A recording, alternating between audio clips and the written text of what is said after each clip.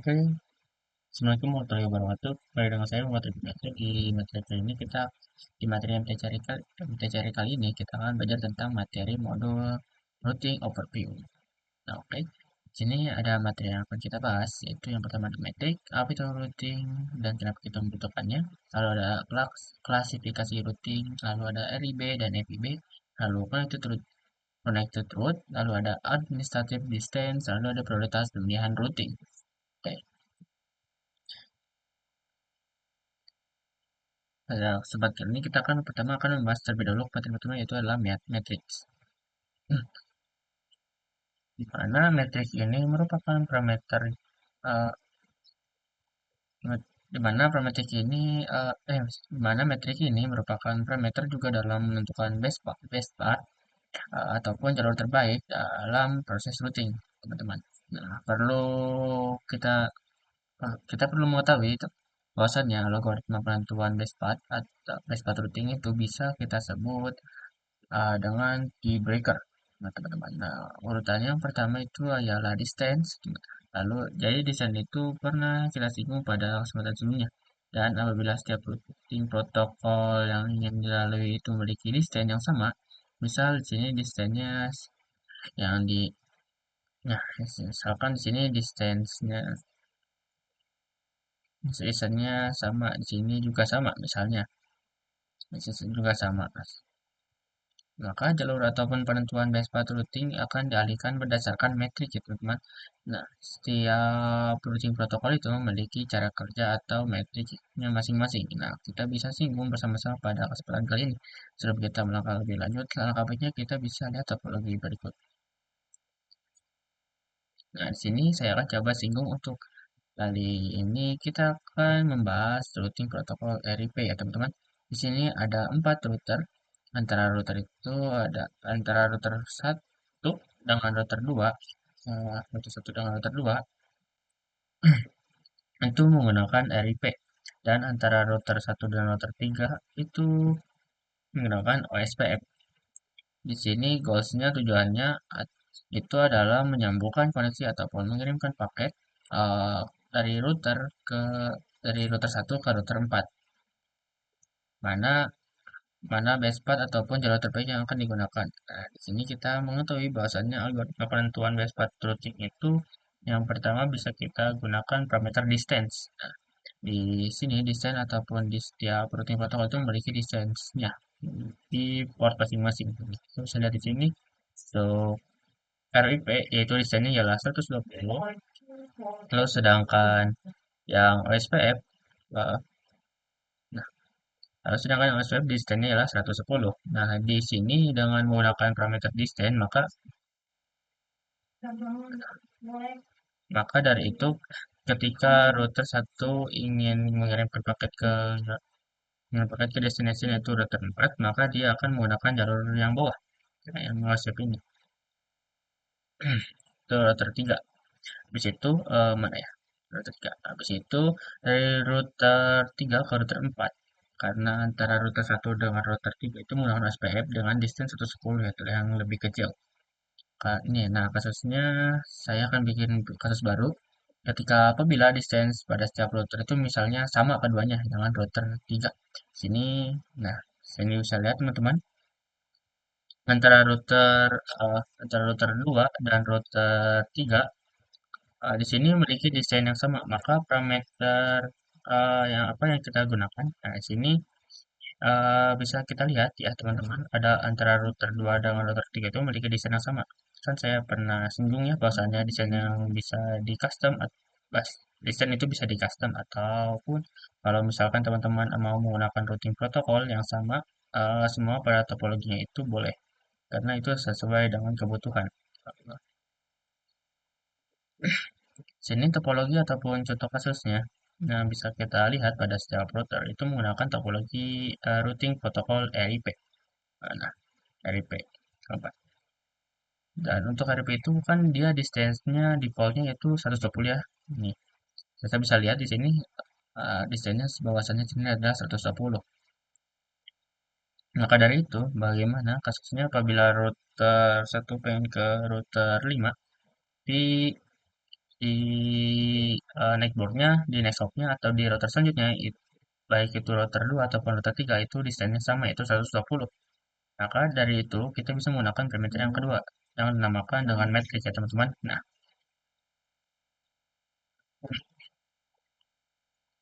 ya, jadi metrik itu bisa kita cobai pada setiap routing protokol dan setiap routing protokol itu memiliki cara kerjanya ataupun metrik yang berbeda-beda.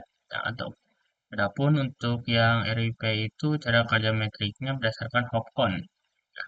RIP cara kerja hop count, jumlah lompatan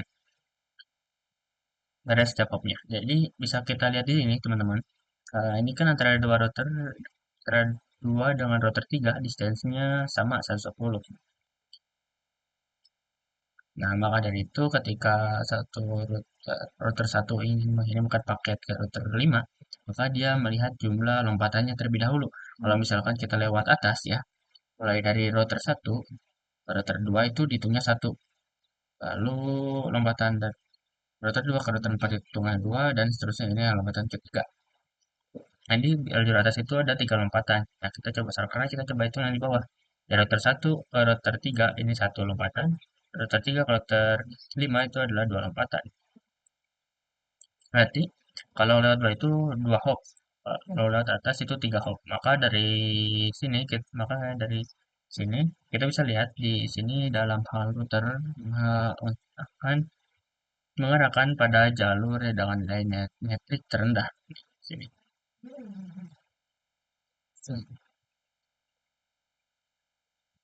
Seperti itu, teman-teman. Oke, di mana yang mana? Oke, namanya bisa kita ketahui manakah jalur yang akan digunakan. Maka dari itu dalam hal router akan mengarahkan pada jalur dengan nilai metrik terendah yaitu yang ini ya teman-teman. Ya bawah sini. Eh, Sekarang saya akan coba kenalkan pada kalian cara kerja metrik pada setiap routing protokolnya. Nah, di sini ada RIP menggunakan hopcon ya teman-teman. Untuk yang EJRP, nah ini yang menggunakan hopcon, lalu EIJRP yang Cisco Property yang Gateway ini menggunakan key value. Nah, key value itu terdiri apa saja? Maka dari itu kita bisa lihat di sini key value itu terdiri dari bandwidth, loading, delay, lalu reliability, lalu MTU. Sedangkan untuk ISIS dia menggunakan cost. Nah, jadi ini termasuk apa ya? Termasuk link state karena berdasarkan linknya. Setelah itu sini bisa lihat ada WSPF. Di sini berdasarkan cost. Dan untuk penjelasan terkait step metrik kalian bisa baca di sini untuk hopcon. Nah, hopcon itu berdasarkan jumlah lompatannya, satu hop itu dihitung satu router, kemudian yang cost itu nggak bisa sini. Kemudian yang cost itu cara bacanya adalah setiap link yang ada di dalam jaringan pad, jaringan pad yang memiliki cost terkecil maka akan menjadi base path dan untuk bandwidth itu sama penggunanya. Nah, untuk bandwidth itu sama penggunanya. Nah, seperti cost. Lalu protokol routing akan menghitung bandwidth pada setiap pathnya ya, pada jalur yang akan menjadikan path dengan bandwidth terbesar sebagai base path. Sedangkan yang load yang load itu menghitung beban dari setiap pathnya dan beban terkecil sebagai base path. Kemudian yang delay itu mengirimkan paket dari setiap path. Jadi diperlukan ada waktu dulu ya untuk waktu yang diperlukan untuk mengirimkan paket data dari setiap pathnya itu dilihat daripada nah pad dengan delay yang terkecil maka akan menjadi best pathnya dan yang terakhir di sini bisa kita lihat untuk kategori metriknya dia adalah nilai kehandalan dari sebuah path misalnya sering terjadi error atau kegagalan dalam link tersebut yang errornya terkecil akan menjadi best path. Nah teman seperti itu. Oke, selanjutnya kita bisa lanjut pada selanjutnya yaitu apa itu routing dan kenapa kita membutuhkannya. Oke, apa itu routing? Nah, routing ini berada di layer 3 ya teman-teman. Layer 3 itu tipe untuk perangkat yang bisa kita kenal dengan namanya router. Nah, routing itu apa sih? Jadi routing itu dapat didefinisikan sebagai proses melewatkan data dari satu jaringan ke jaringan lain ya melalui router. Jadi bisa kita lihat di sini jaringan A membahas ini jaringan A dengan subnet yang berapa dan jaringan B dengan subnetnya berapa. Nah, jaringan A dengan networknya berapa dan jaringan B dengan networknya berapa. Nah, di sini dari jaringan A diinginkan melewatkan data jaringan B dan di sini kita bisa lihat ya bahwasannya networknya berbeda. Oleh karena itu kita memudahkan perantara yang disebut dengan namanya router. Jadi routing merupakan proses penentuan jalur terbaik. Kalau misalkan hanya dua network, oke lah kita lewat sini. Bagaimana kalau misalkan networknya banyak? Nah nanti jalur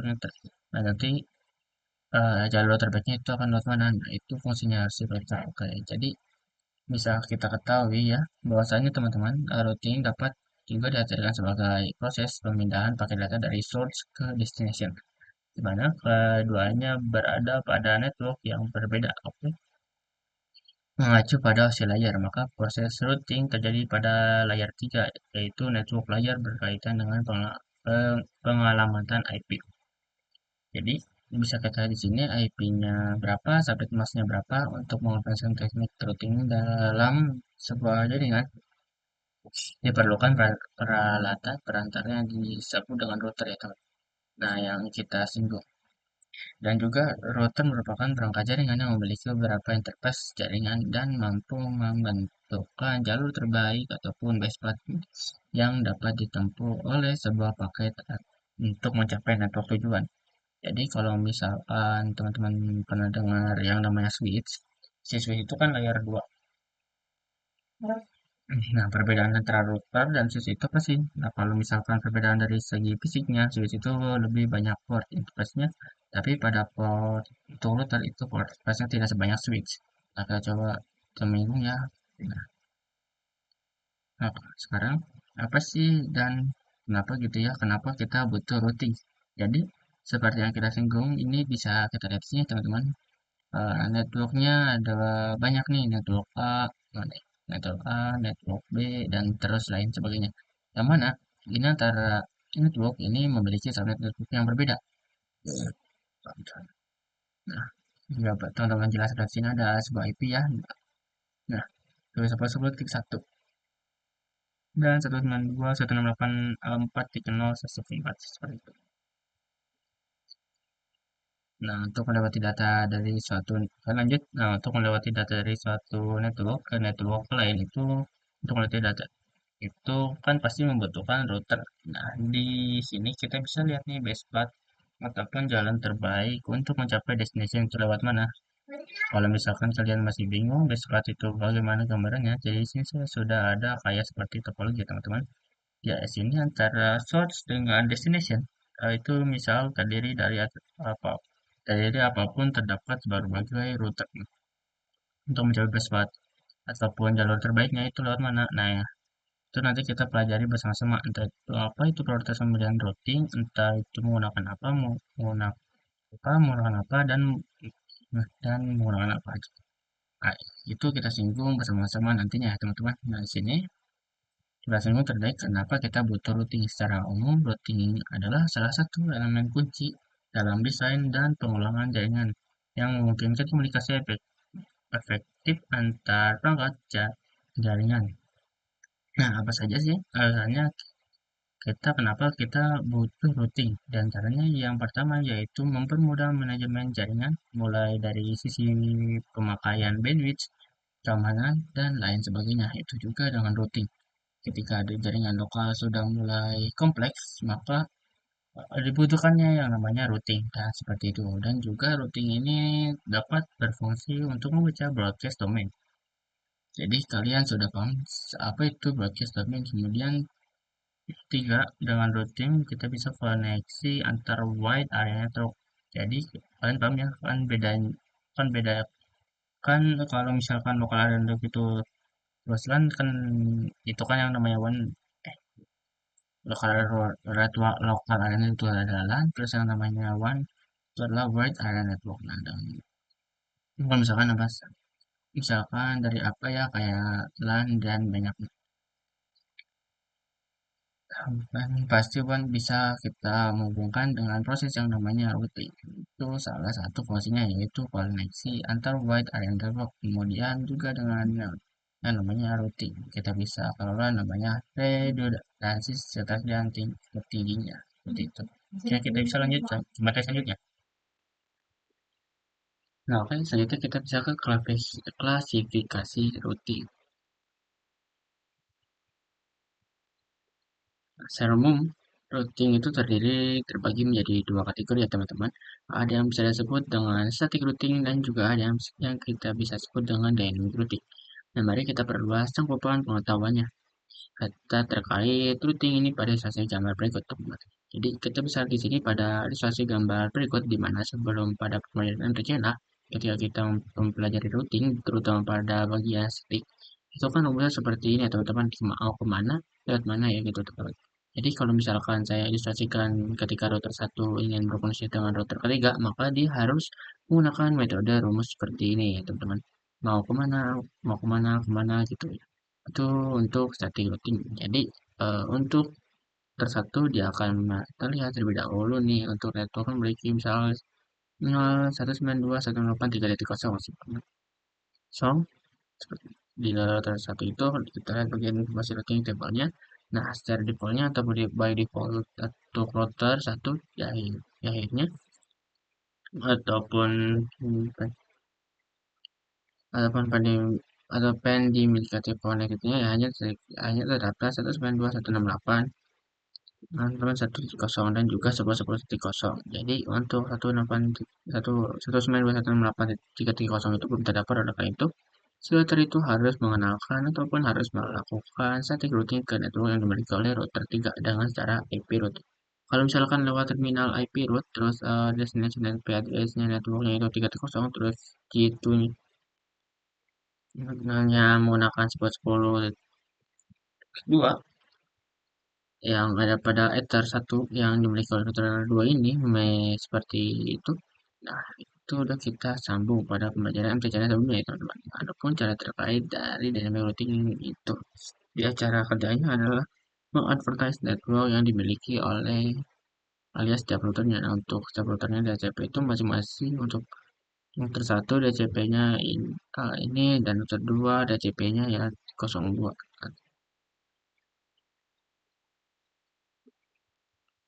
Dan 10.02. Nah, cara kerja dengan dynamic routing itu dia mengadvertise network yang dimiliki. Jadi nanti router satu akan mengadvertise network yang dimilikinya apa itu advertise network.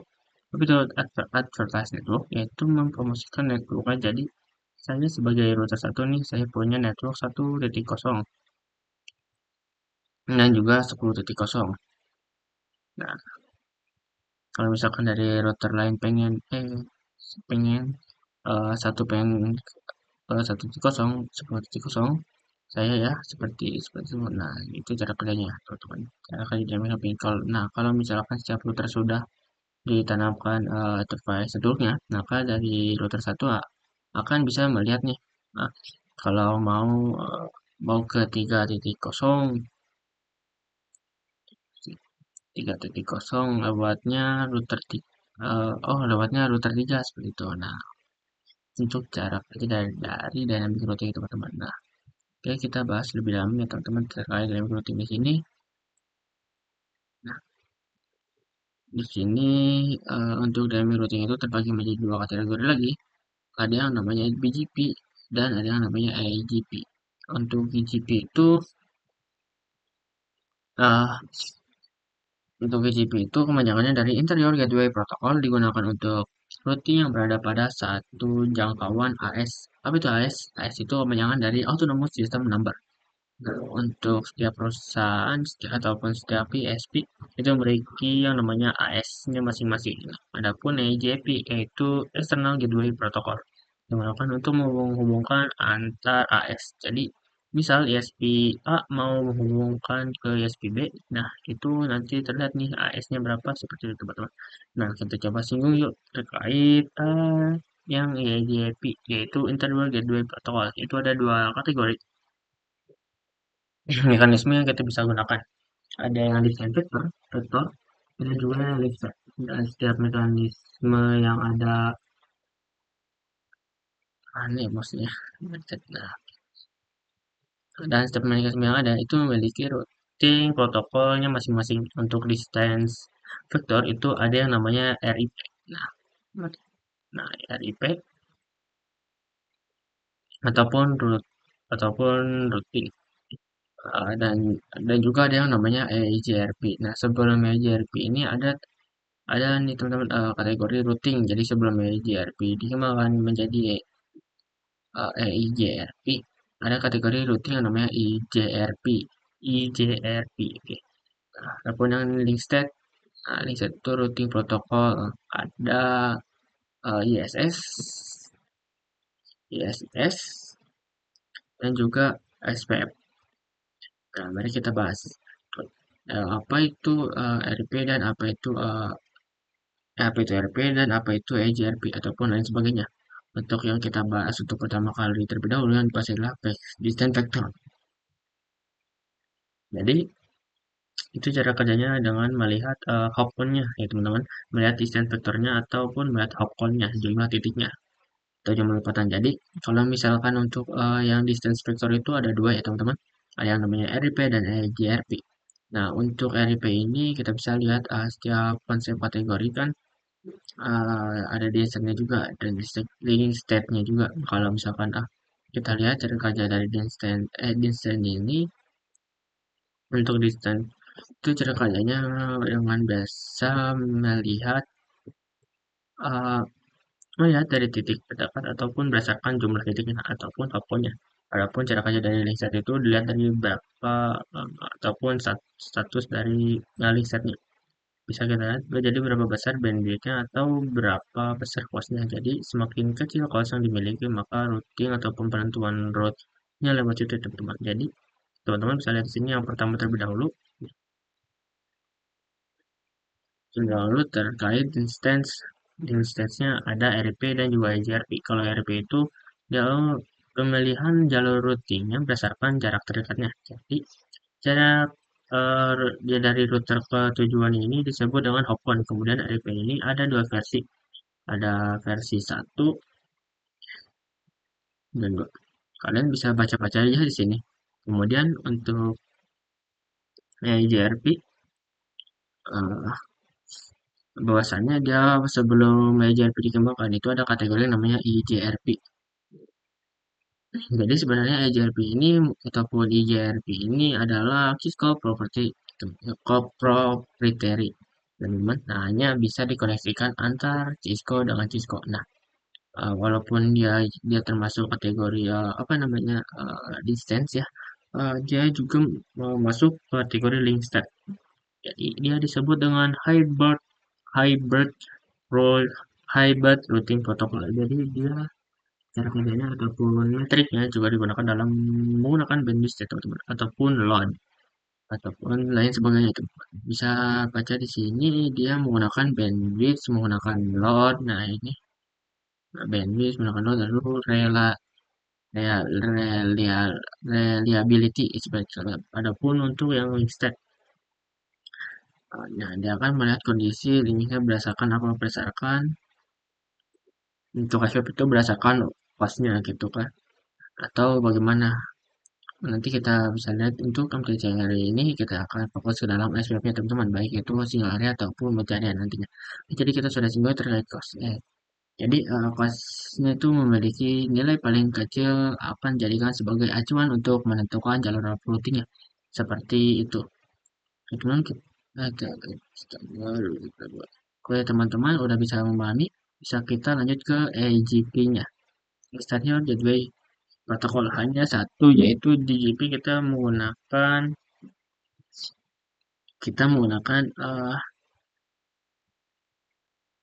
ya, kita gunakan untuk reaksi antara AS. Jadi AS 200 ini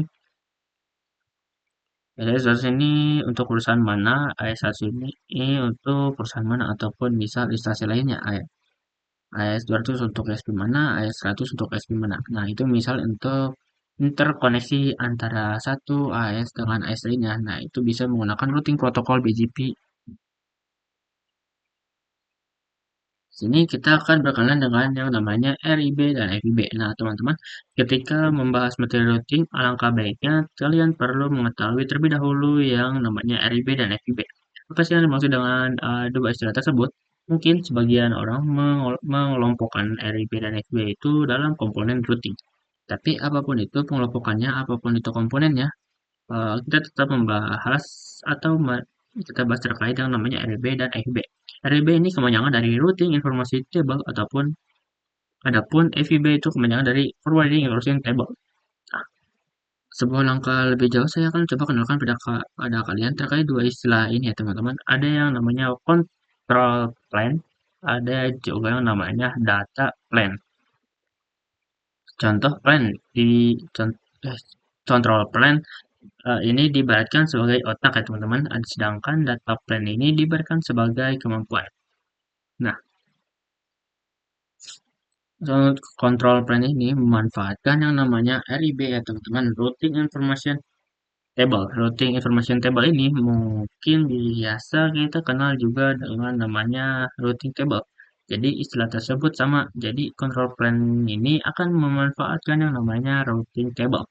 Jadi berisi terkait informasi-informasi kepada kepada ataupun tertuju kepada network yang ingin dicapainya.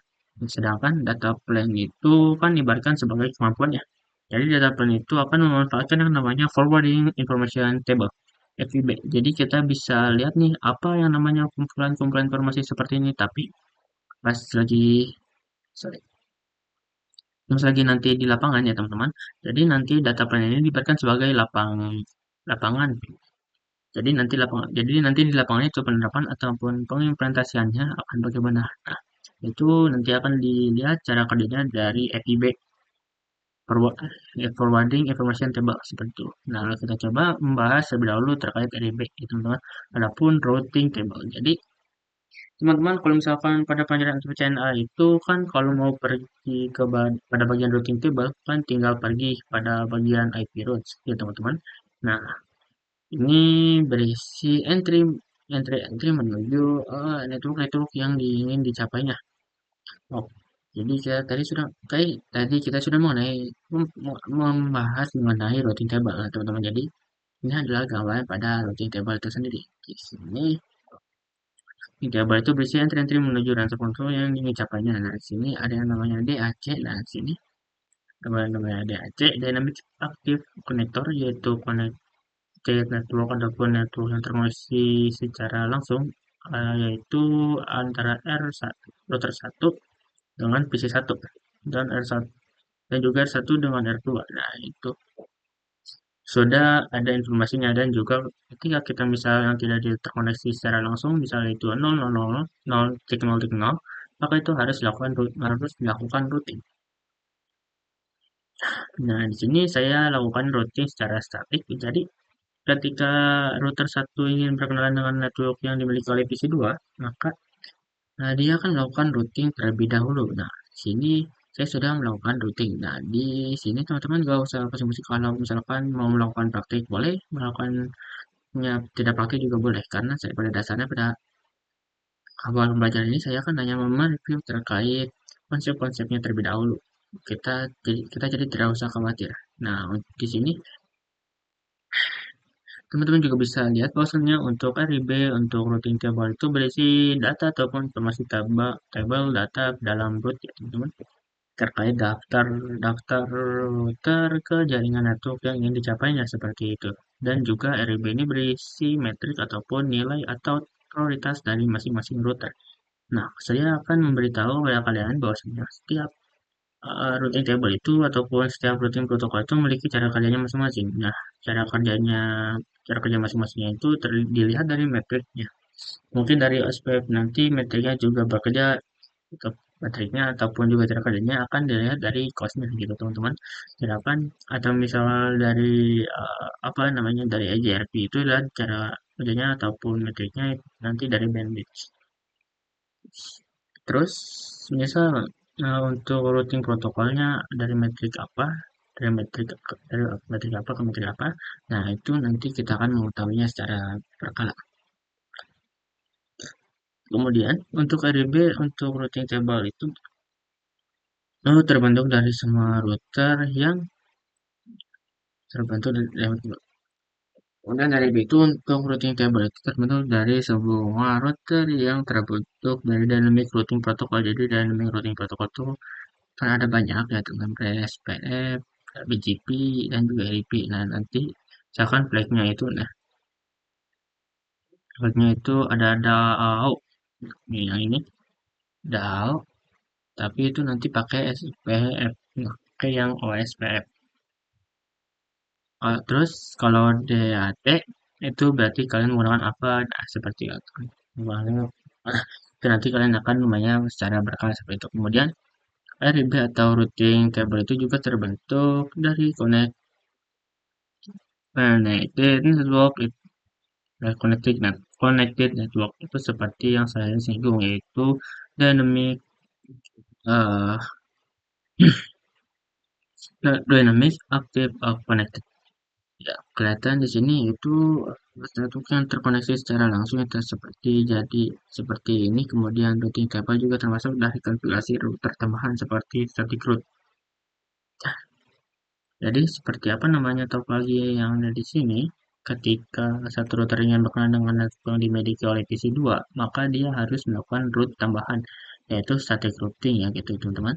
Terus static routing itu flagnya adalah static seperti itu teman-teman. Static. Hmm,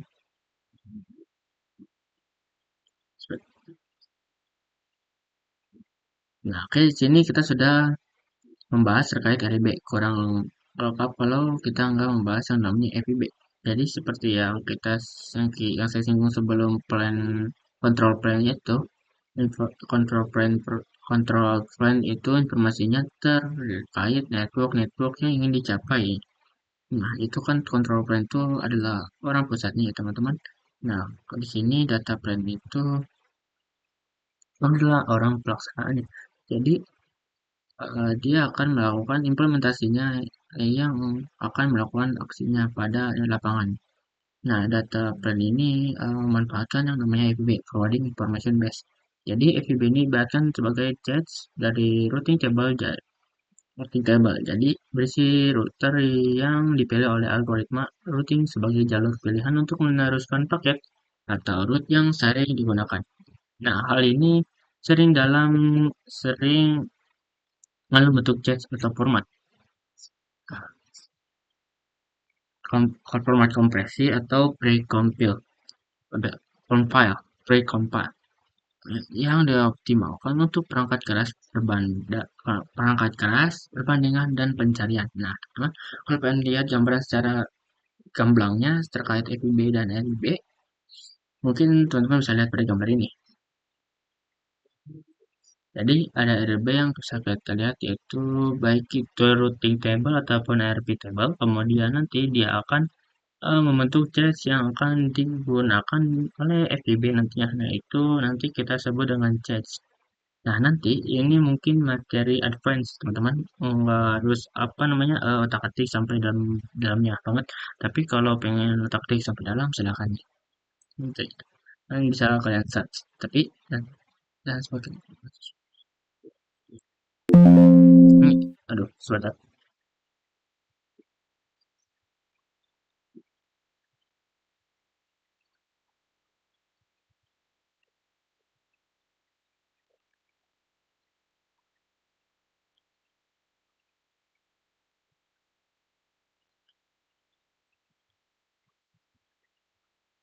Nah, oke, sini kalau misalkan teman-teman di sini kan tertulis selanjutnya. Nah, sini tertulis Manemos, Lemos.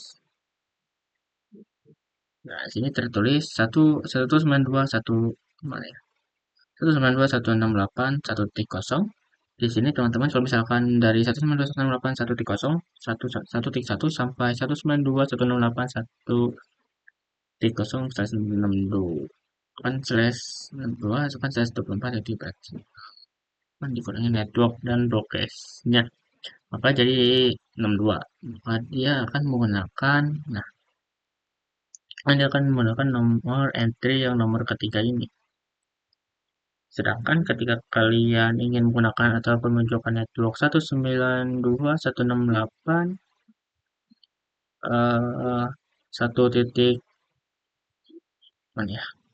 1.1 sampai sampai 62 ke atas itu yaitu 63 sampai 192.168. Kalau misalkan slash-nya 20 itu 128, berarti berarti kalau dikurangi network dan progressnya itu berarti 192 itu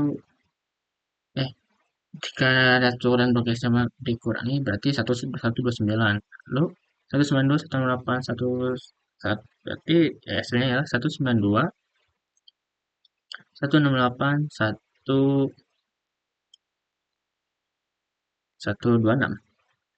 Nah, ini 126 tipe sorry. Maka dia akan menggunakan entry yang kedua ini. Nah, kalau misalkan 126 ke atas atau sampai 254 ya, kan slash-nya ada 24 itu 256 dikurangi 2 berarti 254. Berarti kalau misalkan saya tulis di sini 192 168 120 sampai 192 168 1254. Maka dia akan menggunakan entry yang ketiga ini ya teman yang paling atas ini. Jadi seperti itu teman-teman. Ini jadi itu untuk mengimplementasi di lapangannya seperti itu teman-teman. Oke harapannya saya kalian bisa memahami apa yang dimaksud dengan RFP dan FIB ya teman-teman. Oke kita bisa lanjut ke materi selanjutnya.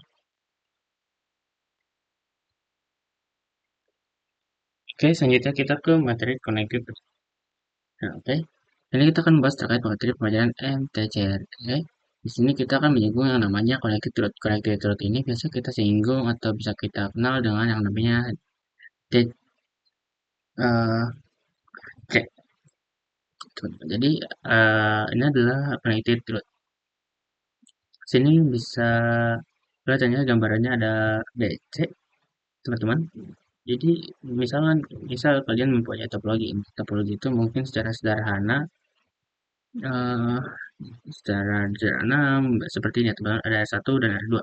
Router satu dan router dua. Masing-masing router memiliki networknya masing-masing. Jadi ketika teman-teman melakukan addressing pada suatu router, misal pada router satu gitu ya, pada router satu ketika kalian melakukan addressing kan di bagian IP address-nya, kalian akan menambahkan manual nih, enter IP-nya berapa, terus enter 2 IP-nya berapa. Nah, ketika kalian menambahkan IP address, pada save interface-nya, pada save enter 1 ataupun enter 2 ataupun enter 3-nya ya, jangan IP-nya yang valid. Kalian Nah, untuk bagian routing table-nya itu terbuat secara otomatis. Nah, itu dengan flag DC.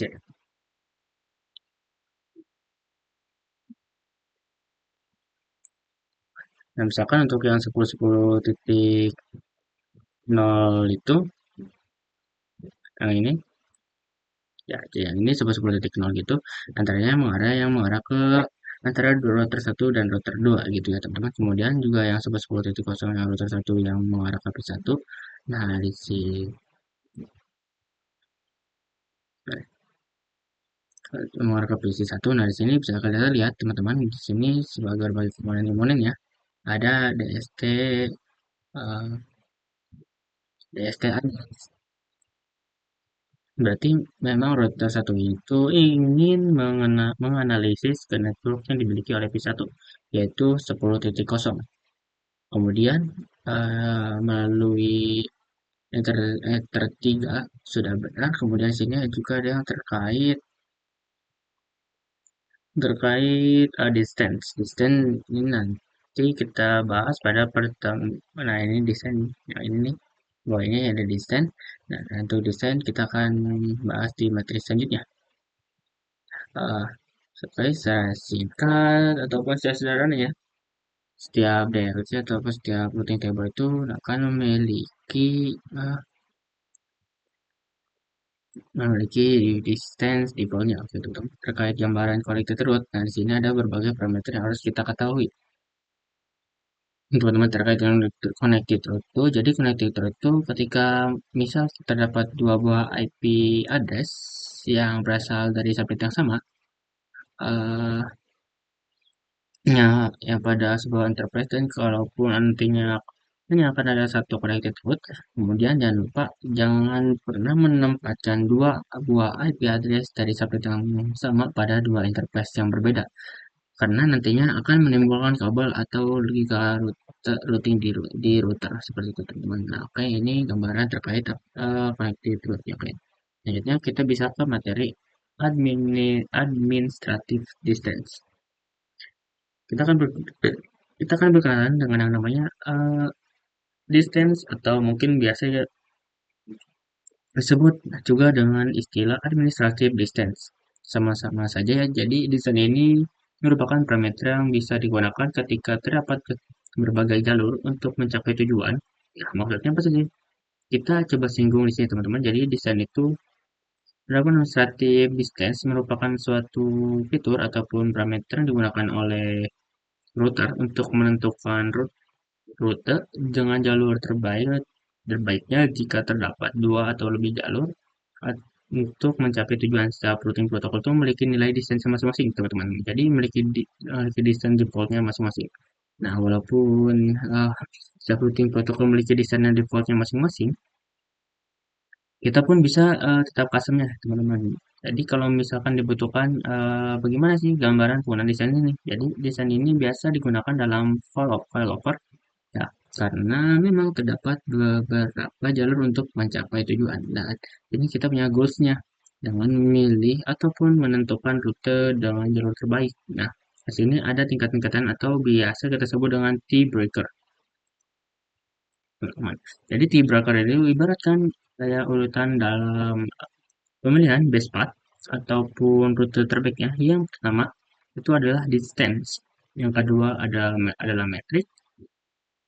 Barometris dan yang ketiga nanti longset. Nah, untuk yang metrik nanti kita akan bahas nanti. Untuk yang kali ini kita akan bahas di instansi terlebih dahulu. Jadi mungkin instansi ini merupakan contoh topologi penerapan seperti ini teman-teman. Ada 4 router. Mungkin biar gampang saja di setiap router itu terhubung gini aja. Bagaimana misalkan di sini nah, router A dengan router B saling terhubung. Nah, nanti kita akan lihat nih routing protokol dan kita bisa nanti kita lihat nih routing protokolnya pakai apa terus distance apa gitu ya teman-teman. Nah jadi contoh topologi penerapan yang pertama, kemudian untuk topologi yang kedua bisa juga ada penerapan ISP mungkin ya untuk failover gitu. Jadi ketika router A ini menggunakan ISP A atau B, ini ingin menggunakan ISP 1 ataupun ingin menggunakan ISP 2. Nah, nanti kita lihat nih, kalau misalkan mau menggunakan failover, berarti nanti yang distance yang A ini lebih kecil dibanding desain yang menuju ke ISP kedua. Seperti itu, teman-teman. Oke. Jadi ini contoh penerapan topologi distance-nya, teman-teman. Nah, kalau misalkan teman-teman masih bingung, kita bisa lihat contoh gambaran di topologi ini, realnya. Jadi sini saya sudah siap. Saya sudah buka gambarnya. Ini saya kalau teman-teman mau. Jadi kalau misalkan dilihat di sini ada 4 router ya, teman-teman. Anggap saja ini router A, router B, dan C, dan juga D. Ini dia menggunakan oh ya, antara C dan D ini dia menggunakan EGRP ya teman-teman. Kemudian D dan A juga menggunakan EGRP, lalu CB juga EGRP. Sedangkan untuk A dan B itu menggunakan OSPF. Nah, seperti yang saya singgung sebelumnya, bahwasannya setiap routing protokol itu kan memiliki nilai distance masing-masing. Untuk yang EGRP nilai distance-nya adalah 90, sedangkan yang OSPF itu nilai distance-nya ialah 110. Nah, kalau dalam penerapan ataupun penggunaan distance itu rumusnya seperti ini, teman-teman. Semakin kecil nilai distance, maka itu semakin diprioritaskan. Nah, karena ini nilai distance yang paling kecil ialah EGRP, maka ketika router A ingin pergi ke router B, dia menggunakan distance yang terkecil yaitu 90. Berarti dia muter nih dari root dari A ke D, terus C lalu ke B ya, seperti itu teman-teman. Jadi ini contohnya. Itu kalian bisa pergi pada bagian routing table ya, teman-teman. Nanti ada parameter distance di sini nih. Ini jika kalian pergi ke Megotic lalu bagian root, nah, lalu di sini lihat ada bagian distance-nya. Ada parameter distance di sini. Nah, kalian bisa custom saja mau berapa. Tapi yang perlu kalian ketahui bahwasanya setiap routing protokol mau itu static ataupun dynamic itu memiliki desainnya masing-masing. Adapun juga yang namanya connected interface ataupun AC itu juga di stance-nya memiliki default yaitu 0 seperti itu teman-teman. Oke, saya lanjut ke materi yang terakhir yaitu prioritas pemilihan routing. Dari tadi kita sering sekali ini menyebut terkait ataupun menyinggung terkait penentuan best path ataupun jalur terbaik routingnya. Baik itu menyinggung terkait distance, menyinggung terkait matrix. Nah, pada kesempatan kali ini saya akan coba rangkumkan apa saja parameter-parameter yang bisa digunakan dalam menentukan best path ataupun jalur terbaiknya. Bisa kita simpulkan yaitu prioritas pemilihan routing ataupun saya breakernya. Nah, sini saya terdapat topologi yang sudah saya siapkan sebenarnya teman-teman. Nah, prioritas pemilihan routing ini jalankan atau digunakan apabila terdapat beberapa jalur dari source ke destination. Saya ulangi ya teman-teman. Ketika dari source memiliki beberapa jalur ke destination, maka di sini prioritasnya pemilihan routing lah berjalan. Seperti itu. Nah, bagaimana sih cara menentukan ataupun algoritma prioritas pemilihan routing seperti itu? Apa gitu? Jadi saya sudah siapkan topologinya teman-teman. Bisa lihat di sini untuk source ketika ingin mencapai destination dia memiliki tiga jalur, baik itu menggunakan jalur yang A dan, dan, dan yang B ataupun yang C. Sini sudah nyapa routing table-nya juga teman-teman. Nah, bisa kita lihat di sini bahwasannya parameter yang pertama dalam menentukan prioritas jalur terbaik adalah berdasarkan destinasi yang lebih spesifik. Apa sih yang dimaksud dengan destinasi yang lebih spesifik?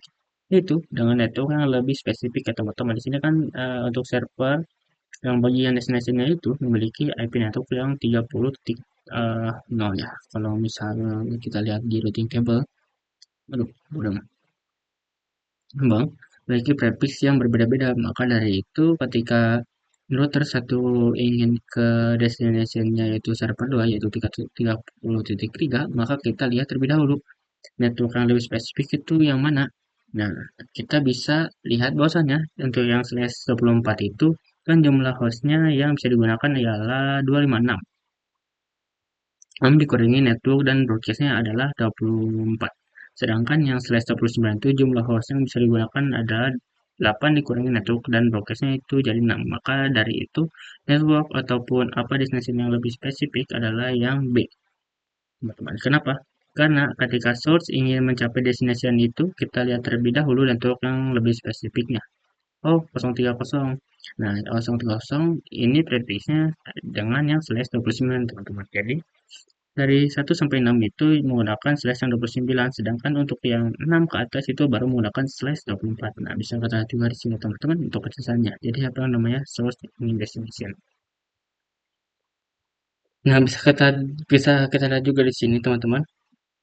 Untuk pesannya, jadi apa namanya ketika source ingin ke destination, maka rute B akan digunakan sebagai prioritas utamanya. Nah, seperti itu. Nah, kalau misalkan jalur pertamanya sudah disetting, maka jalur backupnya pun bisa kita setting juga. Nah, berdasarkan apa? Ya, kalau misalkan jalur pertamanya sudah ditentukan berdasarkan network yang lebih spesifik, maka dari itu ketika kalian ingin menambahkan jalur backupnya, jadi kalau misal jalur utamanya mati, maka itu bisa beralih ke jalur backup ataupun jalur offline di sini. Ini nah parameternya. Yang kedua ketika sorry, parameter yang bisa gunakan dalam menentukan jalur backup itu adalah parameter yang kedua, yaitu berdasarkan distance. Nah, di sini distance bisa kita lihat yang paling kecil kan yang tadi, yang B, yang mainland ya, yang nama jalur utama. Nah, yang lebihnya sisanya A dan C dan distance yang paling kecil itu adalah yang 30.0/24. Maka Dan itu yang ini merupakan jalur backup yang bisa kita gunakan. Nah, jadi tadi kan kalau ngomongin metrik ya, untuk metrik ini bisa jadi proses pemilihan routing. Jadi topologi bisa yang bisa ataupun yang biasa kita temui pada routing protokol dinamis ya teman-teman, karena ini menggunakan protokol routing statik, maka metrik tidak digunakan. Untuk metrik biasa digunakan pada routing protokol dinamis. Seperti itu. Nah, terkait network yang lebih spesifik, sudah paham ya teman. Kemudian juga ada desain. Dan jadi desain yang dilihat dari yang lebih spesifik, yang lebih kecil. Kemudian metrik kita bisa temui pada routing dinamis. Jadi kalau misalkan routing dinamis ketika distansinya sama-sama, maka metriknya juga akan bekerja. Setelah itu apabila desain metriknya sama, yaitu menggunakan parameter yang terakhir, yaitu round robin, ini yang dinamis, sedangkan untuk yang statik apabila desainnya sama antara A dan C, maka dia dalam menentukan jalur dalam menentukan jalur backupnya itu itu akan secara acak ya teman-teman. Jadi kalau misalkan di sini, jadi misalnya kalau sini satu sama-sama satu satu satu, maka akan acak baik itu bisa menggunakan A ataupun bisa menggunakan C seperti itu teman-teman.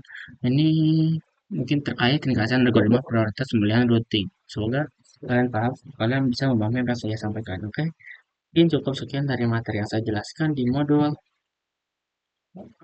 home. Di modul MPCD yang kedua ini adalah routing overview. Jika ada yang saya dalam membahas, wassalamualaikum warahmatullahi wabarakatuh.